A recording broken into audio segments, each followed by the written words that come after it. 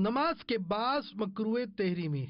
مکروہ تحریمی سے نماز ناقص یعنی عیب دار ہو جاتی ہے اور کرنے والا گناہگار ہوتا ہے.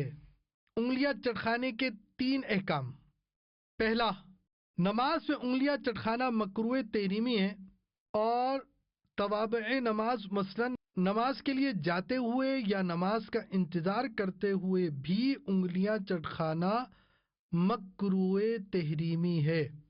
دوسرا، نماز اور انتظار نماز وغیرہ کے علاوہ بغیر حاجت کے انگلیاں چٹخانا مکروہ تنزیہی ہے.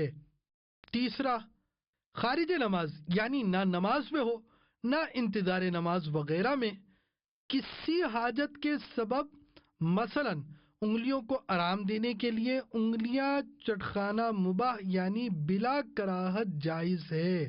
تشبیک یعنی ایک ہاتھ کی انگلیاں دوسرے ہاتھ کی انگلیوں میں ڈالنے کے لیے بھی وہی احکام ہیں جو انگلیاں چٹخانے کے ہیں.